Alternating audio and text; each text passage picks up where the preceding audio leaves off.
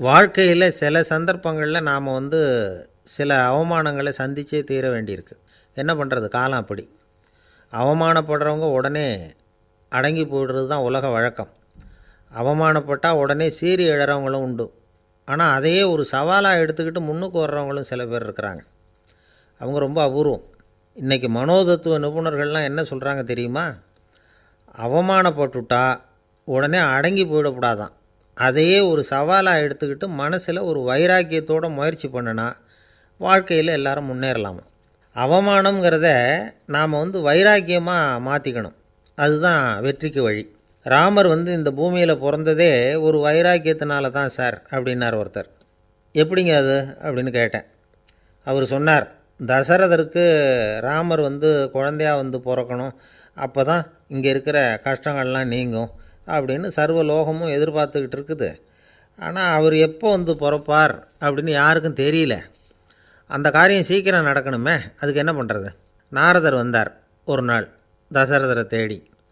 தசரதா, உனக்கு ஒரு செய்தி தெரியுமான்னு ஆரம்பித்தார். அவர் எப்பவும் இப்படித்தானே ஆரம்பிக்கிறது வழக்கம். என்ன விஷயம்னு கேட்டார் தசரதர்.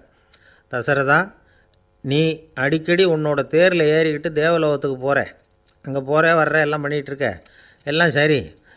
தேவலோகத்துலேயும் உன்னை நல்லபடியாக தான் வரவேற்கிறாங்க.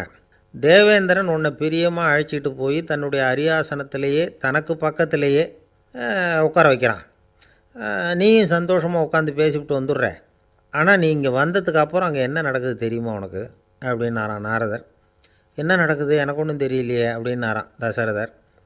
நாரதர்கிட்ட கிட்டத்தில் கேட்டிருக்கார், கொஞ்சம் சொல்லுங்கள் என்னது அப்படின்னு.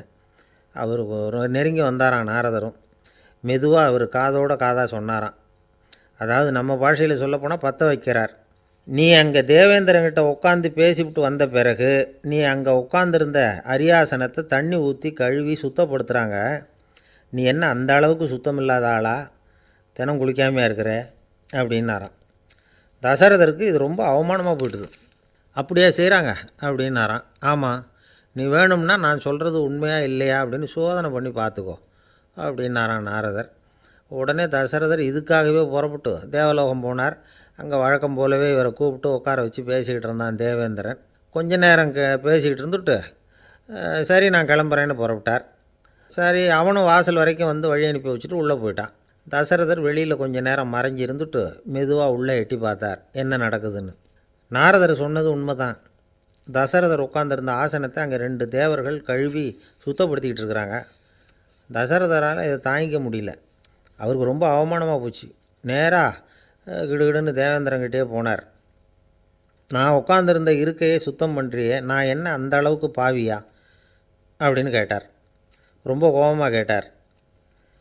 தசரதரே, மனுஷனுக்கு 3 கடன்கள் உண்டு. தேவ கடன், ரிஷி கடன், பித்ரு கடன். இதை தீர்க்காதவன் பாவியாகிறான். இதில் மகனை பெறுவதால் தான் பித்ரு கடன் தீரும். உனக்கு மகன் கிடையாது, அதனால் நீ பாவியாகிற. பாவி உட்காந்துருந்த இடம்ங்கிறதுனால அதை சுத்தம் செய்ய வேண்டியது எங்கள் கடமை அப்படின்னு நானும் தேவேந்திரன். இந்த இடத்துல தசரதருக்கு ஏற்பட்ட அவமானம் ஒரு வைராக்கியமாக மாறிச்சு. தேவேந்திரனே கேட்டுக்கோ, ஒரு மகனை பெற்ற பிறகு தான் இந்த சபையில் மறுபடியும் அடி எடுத்து வைப்பேன் அப்படின்னு சொல்லிவிட்டு போயிட்டாராம். போய் புத்திர காமேஷ்டி யாகம் பண்ணார். புத்திரர்கள் பிறந்தார்கள். இந்த கதையில் உள்ள கருத்து என்னென்னா, தேவேந்திரன் தசரதரை அப்படி அவமானப்படுத்தலைன்னா அவருக்கு இப்படி ஒரு வைராக்கியம் பிறந்திருக்குமா? யோசித்து பார்க்கணும். நமக்கு ஏற்படுகிற சில அவமானங்களையும் வைராக்கியமாக மாற்றிக்குவோம். அப்படி மாற்றிக்கிட்டோம்னா வாழ்க்கையில் முன்னேறலாம். நம்ம ஆளுங்க சில பேர் அவமானத்தை வைராக்கியமாக மாற்றிக்கிறது எப்படி தெரியுமா? நம்மக்கிட்ட ஒரு பையன் சொன்னான், எங்கள் அப்பா என்னை எல்லாருக்கும் முன்னாடி வச்சு திட்டிவிட்டார், பொறுப்பு இல்லாமல் ஊர் சுற்றுறேன்னு சொல்லி அவமானப்படுத்தி விட்டார். இனிமேல் நீ என் முகத்திலேயே முழிக்காதரா போடான்னு வேறு சொல்லிவிட்டார். எனக்கு ரோஷம் வந்துட்டுது. அந்த அவமானத்தை வைராக்கியமாக மாற்றிக்கிட்டேன். அன்னையிலேருந்து அவர் முகத்திலேயே முழிக்கிறது இல்லை அப்படின்னா. அப்படியான்னு கேட்டோம். ஆமாங்க, அவர் வீட்டில் இல்லாத நேரமாக பார்த்து உள்ளே சமையல் கட்டுக்கு போய் சாப்பிட்டுட்டு நைஸாக வெளியில் வந்துடுவேன் அப்படிங்கிறான் அவன். காசியில் இருக்கிற கடவுள் காசி விஸ்வநாதர், அங்கே இருக்கிற தேவி காசி விசாலாட்சி. இவங்க 2 பேரும் ஒரு நாள் பேசிக்கிட்டு இருந்தப்போ கடவுள் சொன்னார், இந்த மனிதர்களை நாம் ரொம்பவும் நம்பிக்கையோடு தான் படைச்சிருக்கிறோம். இருந்தாலும் அவங்களுக்கு தான் நம்பிக்கை இல்லை. எதுலேயும் ஒரு உண்மையான நம்பிக்கை இல்லாமல் வாழ்ந்துக்கிட்டு இருக்கிறாங்க அப்படின்னார். என்ன அப்படி சொல்கிறீங்க? அதோ பாருங்கள், எவ்வளவு பேர் காசியை தேடிட்டு வந்து கங்கையில் குளிச்சுக்கிட்டு இருக்கிறாங்க. அவங்களெலாம் நம்பிக்கை இல்லைன்னா இவ்வளவு தூரம் தேடிட்டு வந்து இங்கே குளிப்பாங்களா அப்படின்னு நாங்கள் தேவி. சரி, அதை சோதித்து பார்க்கலாம் அப்படின்னு 2 பேரும் முடிவு பண்ணிக்கிட்டாங்க. உடனே ஒரு திட்டம் போட்டாங்க. அது எப்படின்னா, நாம் 2 பேருமே பக்தர்கள் மாதிரி உருவத்தை மாற்றிக்கிட்டு கங்கை கரைக்கு போக வேண்டியது. நான் வந்து கங்கையில் இறங்கி குளிக்கிறேன். கொஞ்ச நேரத்தில் சுழலில் மாட்டிக்கிட்டது மாதிரி நடிக்கிறேன். நீ உடனே கரையிலிருந்து சத்தம் போடு. என்னோடய வீட்டுக்காரரை யாராவது காப்பாற்றுங்களேன்னு சத்தம் போடும். அதோடு இன்னொன்று சொல்லு, யாராவது ஒரு புண்ணிய ஆத்மா அவர்கிட்ட போய் அவருடைய முடியை பிடிச்சி இழுக்கணும். அப்படி ஒரு சாபம் இருக்குது எங்களுக்கு. புண்ணிய ஆத்மா, அதாவது எந்த பாவமும் செய்யாத இல்லாத ஒருத்தர் தான் அவரை காப்பாற்ற முடியும். அப்படிப்பட்டவங்க யாராவது வெள்ளத்தில் குதித்து என்னுடைய கணவரை காப்பாற்றுங்கோ அப்படின்னு நீ சத்தம் போடு, கூச்சல் போடு, என்ன நடக்குதுன்னு பார்க்கலாம் அப்படின்னார் கடவுள். சரின்னு சொல்லி 2 பேருமா சாதாரண பக்தர்கள் மாதிரி கங்கை கரைக்கு வந்து சேர்ந்தாங்க. அவர் இறங்கி குளித்தார். திட்டம் போட்டது மாதிரியே சுழலில் மாட்டிக்கிட்டது மாதிரி கத்துனார். கரையில் இருந்த அந்த அம்மா, ஐயோ என் கணவரை காப்பாற்றுங்களேன், யாராவது காப்பாற்றுங்களேன்னு கத்துனாங்க. பல பேர் ஓடி வந்தாங்க. உடனே இவங்க, பாவம் இல்லாத புண்ணிய ஆத்மா ஒருத்தரால் தான் என்னுடைய கணவர் காப்பாற்றப்படணுங்கிறது விதி, அப்படி ஒரு சாபம் இருக்குது, அதனால் புண்ணிய ஆத்மா யாராவது அவர்கிட்ட போய் அவர் முடியை பிடிச்சி தூக்குனா அவரை காப்பாற்றி போடலாம் அப்படின்னாங்க. இவங்க இப்படி சொன்னதும் எல்லோரும் திகைச்சு போய் நின்றுட்டாங்க. ஒவ்வொருத்தருக்கும் அவங்க செஞ்ச பாவம்லாம் ஒவ்வொன்றா ஞாபகத்துக்கு வர ஆரம்பிச்சுட்டுது.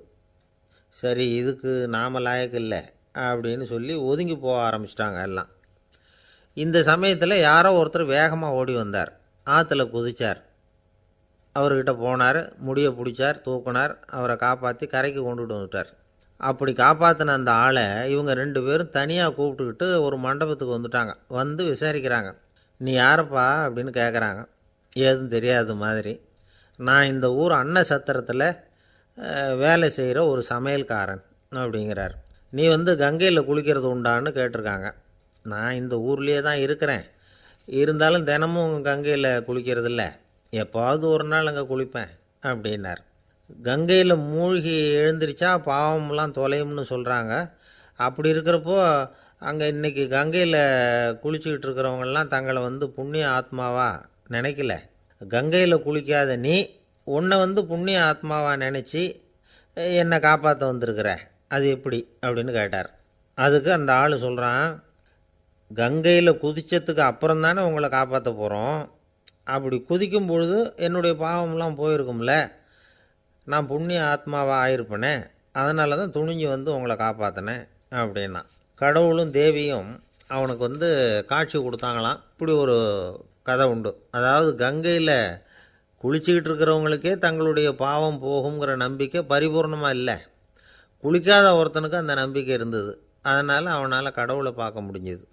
கடவுளை வந்து நாமளும் பார்க்க முடியுமா முடியாதா அப்படிங்கிற குழப்பம்லாம் நமக்கு வேண்டியதில்லை. நம்பிக்கையோடு வாழணுங்கிற உண்மையை மட்டும் இந்த கதையிலேருந்து புரிஞ்சுக்கிட்டால் போதும். ஏன்னா இந்த கதையை கேட்டுட்டு ஒரு நண்பன் குதர்க்கமாக ஒரு கேள்வி கேட்டான். ஏன் சார், கங்கையில் குளித்தா பாவம் போயிடும்னு சொல்கிறீங்களே, நான் எனக்கு வேண்டாத ஒருத்தனை அழைச்சிட்டு போய் கங்கையிலேயே தள்ளி விட்டுட்டு அதுக்கப்புறம் அங்கேயே முழுக்க போட்டுட்டு நான் செஞ்ச பாவத்தை வந்து அதுலேயே கழுவி விட்டுட்டு மறுபடியும் உங்ககிட்ட வந்துடுறேன்னு வச்சுக்கோங்க, நீங்கள் என்னை வந்து புண்ணிய ஆத்மான்னு ஏற்றுக்குவீங்களா அப்படிங்கிறான். ஆள் கொஞ்சம் அசந்தான் நம்மளே அங்கே அழைச்சிட்டு போனாலும் போயிடுவான். இமயமலை அடிவாரத்தில் ஒரு மடம். அங்கே ஒரு சன்னியாசி இருந்தார். அவர்கிட்ட ஒருத்தர் வந்தார். சுவாமி, ஆசையை உதற நினைக்கிறேன், முடியல, ஒட்டிக்கிட்டே வருது அப்படின்னாராம். இப்படி உட்கார ஒரு கதை சொல்கிறேன் அப்படின்னு சொல்லி அவர் சொல்ல ஆரம்பித்தாராம். அவர் சொன்ன கதை என்னென்னா, ஒரு ஊரில் ஒரு ஆள் இருந்தான். அவன் பேர் குப்புசாமி. அவன்கிட்ட எப்பவும் ஒரு பழைய தொப்பி இருக்கும், விடவே மாட்டான். அதனால் அவனை எல்லோரும் தொப்பி சாமி அப்படின்னு தான் கூப்பிடுறது வழக்கம். ஒரு புது தொப்பி வாங்கிக்கப்படாதாப்பா அப்படின்னு நண்பர்கள்லாம் சொல்லி பார்த்தாங்க. பணத்துக்கு எங்கே போவேன் அப்படின்னு விட்டானான். பணம் வச்சுருக்கான், செலவு பண்ண மனசு வரல. மகா கஞ்சன். பழைய பாட்டில்கள்லாம் வாங்கி விற்றுக்கிட்டு இருந்தான். அப்படி ஒரு தடவை பழைய கண்ணாடி சாமான்களை ஏலத்தில் எடுத்தப்போ அதில் ஒரு அருமையான சென்ட்டு பாட்டில் கிடச்சிது. உடனே ஒரு ஐடியா பண்ணான். அந்த சென்ட்டை வந்து சின்ன சின்ன பாட்டில்களில் அடைச்சி ஜன்னல் ஓரமாக அடுக்கி வச்சுட்டான். அதை விற்றா நிறைய பணம் கிடைக்குமே, அதனால். இதுக்கு இடையில் ஒரு நாள் அவன் வந்து அப்படியே உட்காந்துருந்தான். அந்த நேரம் நண்பன் வந்தான். ஏண்டா உன் பழைய தொப்பியை மாற்றப்படாதா, ஊரில் எல்லோரும் கேலி பேசுகிறாங்களே உன்னை தொப்பி சாமின்னு அப்படின்னு சொல்லி கேட்டிருக்கான். இந்த சென்ட்டு பாட்டில் விற்றதும் பணம் வரும், அதுக்கப்புறம் பார்க்கலாம் அப்படின்னு நானா இவன். சரி வா நீச்சல் குளத்துக்கு போயிட்டு வருவோம் அப்படின்னு கூப்பிட்ருக்கான் நண்பன். 2 பேரும் போனாங்க. அதே நேரம் அந்த ஊர் நீதிபதியும் அங்கே குளிக்க வந்தாராம். அவர்கிட்ட இருந்தது விலை வசந்த ஒரு புது தொப்பி. அதை அங்கே இருந்த ஸ்டாண்டில் மாட்டிவிட்டு குளிக்க போனார். இதுக்கிடையில் குப்புசாமி குளிச்சுட்டு வந்தான். அவனுடைய பழைய தொப்பியை காணலை.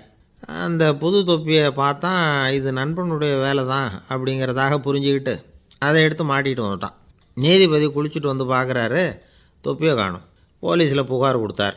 அவங்க வந்து தேடினாங்க. ஒரு மூலையில் பழைய தொப்பி கிடச்சிது. அடடா இது நம்ம குப்புசாமியோட தொப்பி இல்லையா அப்படின்னு நானா ஒருத்தன்.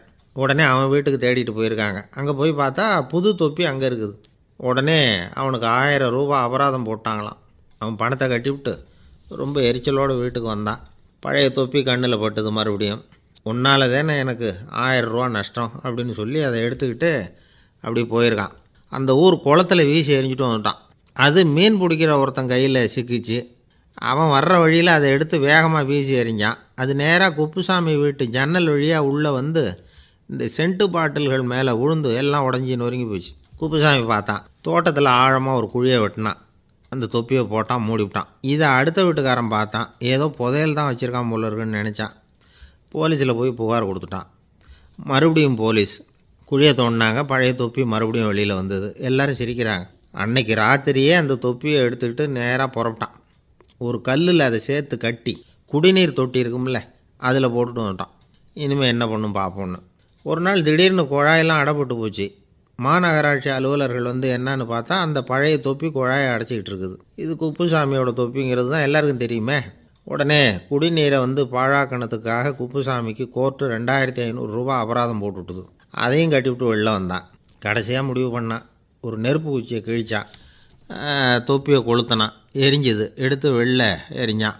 கொஞ்ச நேரத்தில் தீ அணைப்பு படம் வந்துட்டுது. ஆமாம், இவன் எடுத்து எரிஞ்சது வெளியில் விழுந்து வீட்டு கூரையே பற்றிக்கிட்டு எரிய ஆரம்பிச்சுட்டுது. அவனோட பணத்தாசையும் அதோடு சேர்ந்து எரிஞ்சு போச்சான். இப்படி ஒரு கதை. இந்த கதையை சொல்லி முடித்தார் அந்த இமயமலை அடிவாரத்தில் இருந்த சன்னியாசி.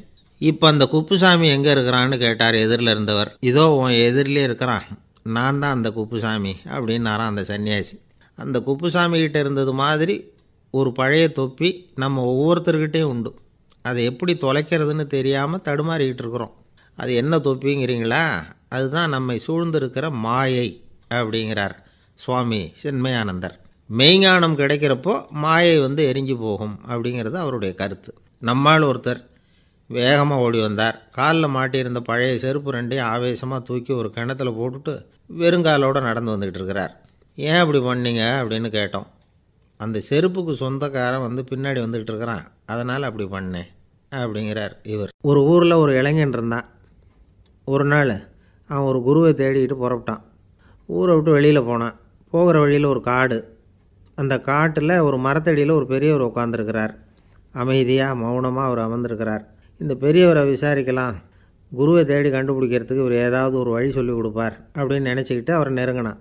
ஐயா, எனக்கு ஒரு குரு தேவை, எங்கே கிடைப்பார், அவரை எப்படி அடையாளம் கண்டுபிடிக்கிறது, அதை பற்றி ஏதாவது விவரம் சொன்னீங்கன்னா நான் கண்டுபிடிச்சிக்குவேன் அப்படின்ட்டுருக்கான். பெரியவர் நிமிர்ந்து பார்த்தார். தம்பி, அது ரொம்ப சுலபம். அவர் வயசானவராக இருப்பார், என்னை விட சுமார் 30 வயசு அதிகமாக இருக்கும்.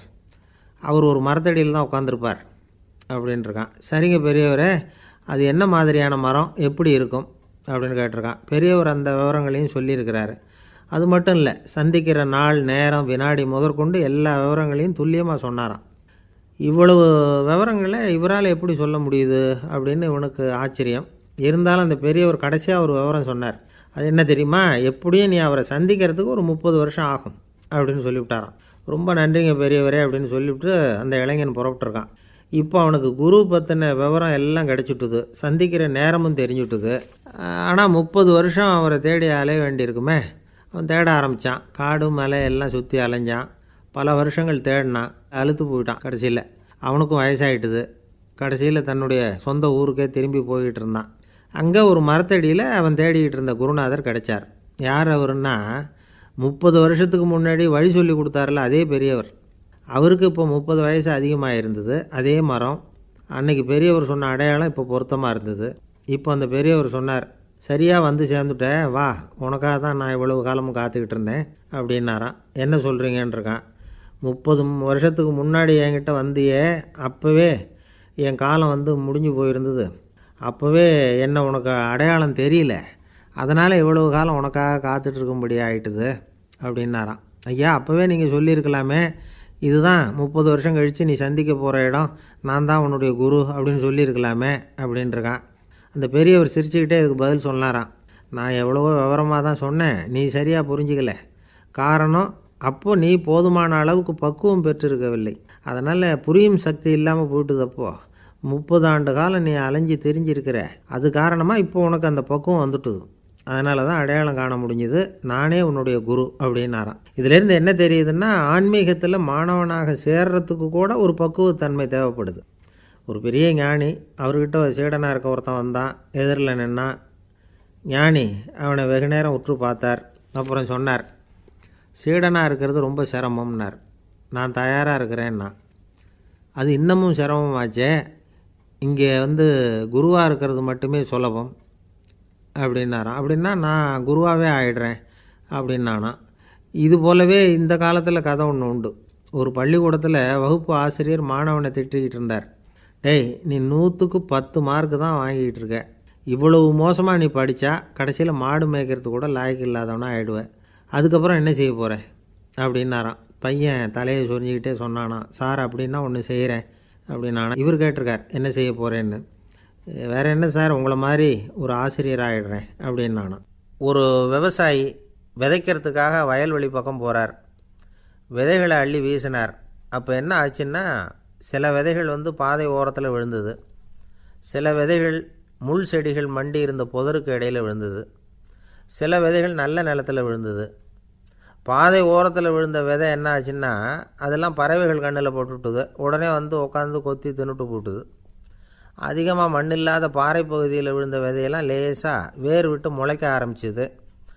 அதுக்கப்புறம் வேர் கீழேயும் ஆழமாக போக முடியல, மேலேயும் சூரிய வெப்பம் அதிகம் தாங்க முடியல, எல்லாம் காஞ்சி கருகி போட்டுது.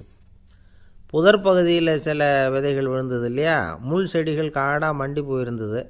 அதனால் முளைச்சி வர்ற செடிக்கு நெருக்கடி அதிகமாக போட்டுது, சரியாக வளர முடியல, விளைச்சலும் சரியாக இல்லை.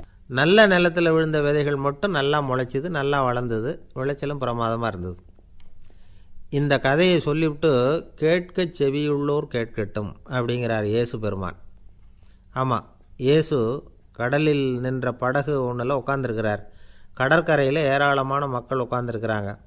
அந்த சமயத்தில் தான் இயேசு வந்து ஓமைகள் மூலமாக மக்களுக்கு பல உண்மைகளை சொல்லிகிட்டு இருக்கிறார். மக்கள் அந்த கதையை கேட்டுட்டு ஒன்றும் புரியாமல் முழிக்கிறாங்க. அதை கவனித்த இயேசு அந்த ஓமையை விளக்க ஆரம்பித்தார். இதில் அந்த விதைக்கிறவர் தான் இறைவன். அவருடைய வார்த்தைகளை விதைக்கிறார். அந்த வார்த்தைகளை கேட்கிற மக்கள் அந்த விழுந்த விதைகள் மாதிரி 4 வகையானவர்கள். சில பேர் பாதை ஓரத்தில் விழுந்த விதைகள் மாதிரி. இறைவன் வார்த்தைகளை அவங்க கேட்குறாங்க, ஆனால் தீய எண்ணங்கள் செய்கைகள் மூலமாக விதைக்கப்பட்ட வார்த்தைகள் அழிஞ்சு போடுது. இறைவன் வார்த்தைகளை கேட்ட உடனே மகிழ்ந்து போய் உடனே சில பேர் அதை ஏற்றுக்கிறாங்க. இவங்கெல்லாம் அந்த பாறை பகுதியில் விழுந்த விதைகள் மாதிரி. அதனால் இவங்கெல்லாம் வேறு இல்லாதவங்க. கொஞ்ச காலத்துக்கு இறை வார்த்தைகளுக்கு கீழ்ப்படிந்து நடப்பாங்க. அதனால் ஏதாவது இடைஞ்சல் ஏற்பட்டால் உடனே தடுமாறுவாங்க. தங்கள்கிட்ட இருக்கிற நல்ல பண்புகளை விட்டுட்டு பாவ வழிகளுக்கு போயிடுவாங்க. முள் செடிகளுக்கு இடையில் விழுந்த விதைகள் மாதிரி உள்ளவங்க யாருன்னா, இவங்களுக்கு உலக கவலை உண்டு, செல்வத்தின் மீது மயக்கம் உடையவர்கள். உலக ஆசைகள் இவங்களுக்குள்ளே பூந்துடுறதுனால அங்கே இருக்கிற நல்ல பண்புகள் வந்து மறைஞ்சு போயிடுது.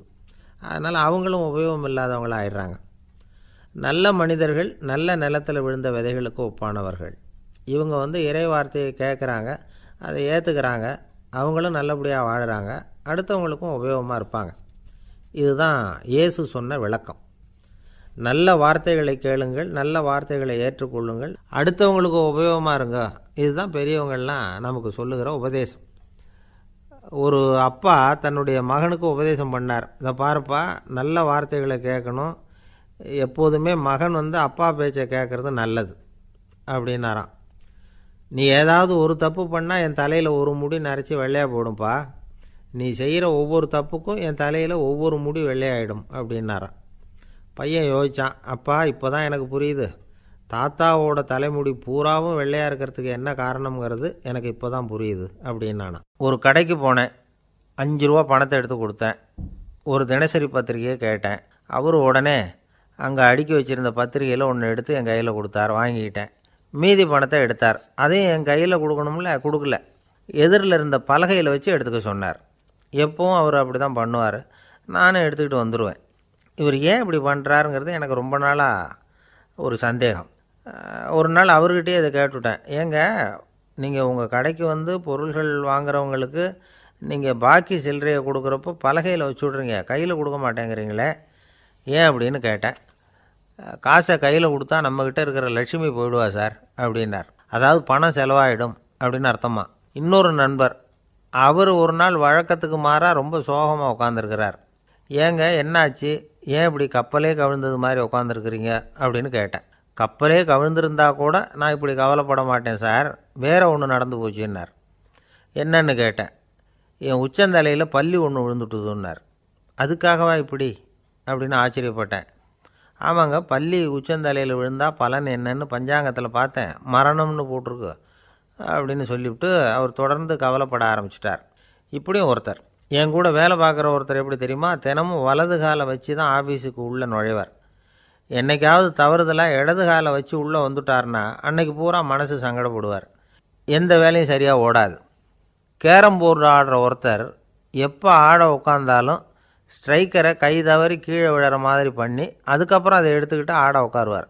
ஏன்னா எப்போவும் ஒரு தடவை நிஜமாகவே அது கை தவறி கீழே விழுந்திருக்குது, அன்னைக்கு பிரமாதமாக ஜெயிச்சுட்டார். உடனே ஒரு முடிவுக்கு வந்துட்டார், கை தவறுனா லாபம் அப்படின்னு. அதுக்கப்புறம் அதையே பழக்கமாக்கிக்கிட்டார். பூனை குறுக்க போனால் சகனம் சரியில்லைன்னு நினைக்கிறவங்க உண்டு. ஆனால் ஒருத்தர் எப்படி தெரியுமா, அவர் வெளியில் கிளம்புற சமயம் பக்கத்து வீட்டு ரேடியோவில் மியாவ் மியாவ் பூனை குட்டின்னு பாட்டு சத்தம் கேட்டால் கூட போதும், சகனம் சரியில்லைன்னு பிரயாணத்தை கேன்சல் பண்ணிவிடுவார். இப்போ இவ்வளவும் எதுக்கு சொல்கிறோம்னா, அளவுக்கு மீறின சகுன நம்பிக்கைகள் இருக்குது பாருங்கள், இதோட பயமும் சேர்ந்துக்கிட்டதுன்னு வச்சுக்கோங்க, இது ஒருத்தருடைய மனநிலையை பாதிச்சிடும். இது உளவியல் நிபுணர்கள் சொல்கிற கருத்து. வாழ்க்கையே தடுமாற வச்சிரும். பாதுகாப்பு இல்லாத உணர்வு, ஒரு விதமான டிப்ரெஷன் மனநிலை, இதெல்லாம் தான் இதுக்கு காரணமாக அமையலாம். சில பேர் காய்கறி நறுக்க கத்தியை கையில் எடுத்தால் கூட நேரம் சரியாக இருக்கா அப்படின்னு பார்த்துட்டு தான் வேலையை ஆரம்பிக்கிறது வழக்கம். அறிவு தான் மனசுக்கு வாத்தியாராக இருக்கணும், அப்போ தான் வாழ்க்கை நிம்மதியாக இருக்கும். அறிவு மனசு சொல்கிறபடியெல்லாம் கேட்க ஆரம்பிச்சுட்டுதுன்னா இடைஞ்சல் தான். ஒருத்தருக்கு 7ஆம் நம்பர் தான் ராசியான நம்பரான், 7ஆம் தேதி தான் எந்த காரியத்தையும் ஆரம்பிப்பாராம். 7 எழுத்து வர்றது மாதிரி பேரை மாற்றி வச்சுக்கிட்டார். 7 மணிக்கு தான் தினமும் எழுந்திருப்பார். 7ஆம் நம்பர் வீட்டில் தான் குடியிருக்கார். கல்யாணம் கூட 7ஆம் தேதி தான் பண்ணிக்கிட்டார். அவர் ஒரு நாள் குதிரை பந்தயத்துக்கு போனாராம். குதிரையோட பேரையெல்லாம் பார்த்தார். ஒரு குதிரையோட பேர் 7 எழுத்தில் அமைஞ்சிருந்தது.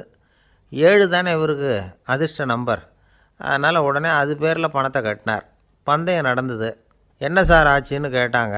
நான் பணம் கட்டின அந்த என்னோட குதிரை 7ஆவதாக சேர்ந்தது சார் அப்படின்னாராம் சோகமாக. எனக்கு இது மட்டும்தான் சார் தெரியும், இதை தவிர வேறு எதுவும் தெரியாது அப்படின்னு சொல்லிக்கிட்டே காலம் தள்ளுறவங்க ரொம்ப பேர். அவங்களெல்லாம் கஷ்டப்பட வேண்டியிருக்கும். ஒருத்தர் தன்னுடைய தொழிலில் ரொம்ப கெட்டிக்காரராக இருக்கலாம், அதுக்காக எப்பவும் அதே ஞாபகத்தில் இருந்துக்கிட்டு உலகியல் அறிவு இல்லாமல் இருந்துடக்கூடாது, அது ஆபத்து. இதுக்காக நம்ம தாத்தா பாட்டிலாம் ஒரு கதை சொல்லுவாங்களே, கேள்விப்பட்டிருக்கீங்களா? ஒரு சமயம் ஒரு 4 பேர் சேர்ந்து வெளியூருக்கு பிரயாணம் போனாங்களாம். அந்த 4 பேர் எப்படி தெரியுமா, ஒருத்தர் வேதாந்தி, இன்னொருத்தர் சங்கீத வித்வான், 3ஆவது ஆள் வைத்தியர், 4ஆவது ஆள் ஜோசியர். இவங்க 4 பேரும் நண்பர்கள். அதனால் சேர்ந்து புறப்பட்டாங்க. வழியில் ஒரு ஊரில் தங்கினாங்க. இருட்டி போச்சு. அதனால் இன்றைக்கி ராத்திரி இங்கேயே தங்கி இருந்துட்டு நாளைக்கு புறப்படலாம் அப்படின்னு தீர்மானம் பண்ணாங்க. சாப்பாட்டுக்கு என்ன பண்ணுறது, அங்கேயே கடத்தெருவுக்கு போய் சாமான்லாம் வாங்கியாந்து சமைச்சு சாப்பிட்லாம்னு முடிவு பண்ணாங்க. 4 பேர் இருக்கிறதுனால ஆளுக்கு ஒரு காரியமாக செய்யலாம் அப்படின்னு வேலையை பிரிச்சுக்கிட்டாங்க. வைத்தியர் வந்து கரிகாய் வாங்க போனார், வேதாந்தி வந்து எண்ணெய் வாங்க போனார், ஜோசியர் வந்து பலசரக்கு வாங்க போனார், சங்கீத வித்வானுக்கு சமைக்கிற வேலை. எல்லாம் சரி, ஆனால் நடந்தது என்ன தெரியுமா? கடைத்தருவுக்கு காய்கறி வாங்க போனார்ல வைத்தியர், அங்கே போய் மார்க்கெட்டில் பார்த்தார். ஒவ்வொரு கறிகாயாக எடுத்து பார்த்தார். இது பித்தம், உடம்புக்கு ஒத்துக்காது, இது வாயு, உடம்புக்கு ஒத்துக்காது அப்படின்னு ஒவ்வொன்றா தள்ளினார். கடைசியில் ஒன்றுமே தேரல, வெறுங்கையோடு திரும்பி வந்துக்கிட்டு இருக்கிறார். எண்ணெய் வாங்க போனார் வேதாந்தி, அவர் ஒரு தொன்னையில் எண்ணெயை வாங்கினார். பேசாமல் அதை எடுத்துகிட்டு வர வேண்டியது தானே, முடியல. அவருடைய வேதாந்த மூளை சிந்திக்க ஆரம்பிச்சுட்டுது. இந்த தொன்னைக்கு எண்ணெய் ஆதாரமா அல்லது எண்ணெய்க்கு தொன்னை ஆதாரமா அப்படிங்கிற ஆராய்ச்சியில் இறங்கினார். என்னாச்சு தெரியுமா? அப்படி கவுத்து பார்த்தார். வாங்கின எண்ணெய் பூராவையும் வழியில் கொட்டிவிட்டு வெறும் தொன்னையோடு வந்து சேர்ந்தார். பலசரக்கு வாங்க போனார் ஜோசியர், அவர் ஒரு வழியில் பார்த்தாரு. வழியில் வந்தவங்களெல்லாம் அங்கங்கே ஒரு மரத்தடியில் உட்கார வச்சு அவங்களுக்கெல்லாம் ஆர்வம் சொல்ல ஆரம்பிச்சிட்டார். அப்படி ஒவ்வொருத்தராக சொல்லி முடிச்சுட்டு கடத்தருக்கு போய் சேர்ந்தார். இவர் அங்கே போய் சேர்றதுக்குள்ளே ரொம்ப நேரம் ஆகிட்டுது. கடையெல்லாம் பூட்டிவிட்டு போயிட்டாங்க. என்ன செய்கிறது? அவரும் வெறுங்கையோடு திரும்பி வந்து சேர்ந்தார். சரி, இவங்க கதை தான் இப்படி ஆச்சு. அங்கே சமைக்கிறதுக்காக உட்காந்துருந்தார் சங்கீத வித்வான், அவர் கதை என்னாச்சு தெரியுமா? அங்கே அவர் அடுப்பை பற்ற வச்சு ஒலையை கொதிக்க வச்சார். அதாவது ஒரு பானையில் தண்ணியை ஊற்றி அடுப்பில் வச்சார். அது கொதிக்க ஆரம்பிச்சிது. தண்ணி கொதிக்கிற சத்தம் இருக்குதுல்ல, அது இவருக்கு தாளம் போடுறது மாதிரி இருந்தது. ஒரே குஷி, பாட ஆரம்பிச்சிட்டார். பாடிக்கிட்டே உற்சாகமாக கையில் இருந்த கரண்டியால் அந்த பானையில் தட்டினார், தாளம் போடுறதா நினச்சிக்கிட்டு. அவ்வளவுதான், பானை பட்டுன்னு உடஞ்சி போச்சு. தலையில் கையை வச்சுக்கிட்டு அவரும் உட்காந்துட்டார். எந்த தொழில் தெரிஞ்சாலும் சரி, அதை புத்திசாலித்தனமாக பயன்படுத்த தெரியலன்னா ஆபத்து தான். அதுக்காக தான் இந்த கதை. ஒரு பஸ்ஸு டிரைவர் ரொம்ப கெட்டிக்காரர். பஸ்ஸை ரொம்ப திறமையாக ஆபத்து இல்லாமல் ஓட்டினதுக்காக பரிசுலாம் வாங்கினவர்.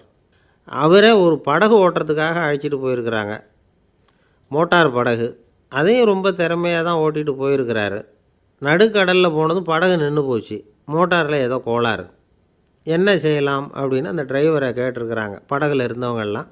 அப்போ அவர் சொன்னாராம், கவலைப்படாதீங்க, ஒன்றும் பிரச்சனை இல்லை, எல்லோரும் கொஞ்சம் கீழே இறங்கி பின்னாடி தள்ளுங்க, மோட்டார் ஸ்டார்ட் ஆகிடும் அப்படின்னாராம். ஒரு காலத்தில் பிரஷ்யா அப்படின்னு ஒரு தேசம் இருந்தது. இப்போ ஜெர்மனி இருக்குல்ல, இதோட பெரும்பகுதி ஒரு காலத்தில் பிரஷ்யாங்கிற பேரில் இருந்தது. அப்போ அதுக்கு அரசராக இருந்தவர் மகா ஃப்ரெடரிக், அதாவது ஃப்ரெடரிக் தி கிரேட் அப்படின்னு சொல்லுவாங்க. அந்த ராஜாவுக்கு ஒரு சந்தேகம், நாம் பல வகையான வரிகளை விதித்து வசூல் பண்ணுறோம், அப்படி பண்ணி வருமானம் குறைஞ்சிக்கிட்டே போகுதே, இதுக்கு என்ன காரணமாக இருக்கும்? இதுதான் அவருக்கு ஏற்பட்ட சந்தேகம். ஒரு சமயம் அந்த அரசர் தம்முடைய அமைச்சர்களையும் பிரபுக்களையும் தளபதிகளையும் கூப்பிட்டு ஒரு விருந்து வச்சார். விருந்து முடிஞ்சதும் அவங்கள பார்த்து இந்த சந்தேகத்தை கேட்டார். வரிகள் அதிகமாக விதித்து வருமானம் குறையறதுக்கு என்ன காரணம் அப்படின்னு கேட்டார். பல பேருக்கு இதுக்கு சரியாக பதில் சொல்ல தெரியல. அனுபவசாலியான ஒரு தளபதி எழுந்திரிச்சார். அரசே, அது எப்படிங்கிறத இப்போ உங்களுக்கு காட்டுறேன்னார். உடனே ஒரு பெரிய பனிக்கட்டி ஒன்றை தன்னுடைய கையில் எடுத்தார். அதை அப்படியும் எப்படியும் திருப்பி பார்த்தார். அப்புறம் அடுத்தவர்கிட்ட கொடுத்தார். அவரும் அதை அப்படியும் இப்படியும் திருப்பி பார்த்துட்டு அடுத்தபடியாக இருந்தவர்கிட்ட கொடுத்தார். இப்படியே இதை ஒவ்வொருத்தராக பார்த்துட்டு ஒவ்வொரு கையாக மாறி கடைசியில் மன்னர் கைக்கு போய் சேர்ந்தது. மன்னர் கைக்கு அந்த பனிக்கட்டி போய் சேர்ந்தப்போ அது கொஞ்சம் கொஞ்சமாக உருகி ஒரு பட்டாணி கடலை சைஸுக்கு ஆகிட்டுது. மன்னர் யோசனை பண்ணார், வரி அதிகமாக போட்டாலும் வந்து சேர்றது குறைவாக இருக்கிறதுக்கு என்ன காரணம் அப்படிங்கிறது அவருக்கு புரிஞ்சு போச்சு. காலம்தான் மாறிக்கிட்டு இருக்கே தவிர இந்த கையூட்டு வாங்குகிற பழக்கம் மாறினதாக தெரியல. இன்னொரு ராஜா இருந்தார்.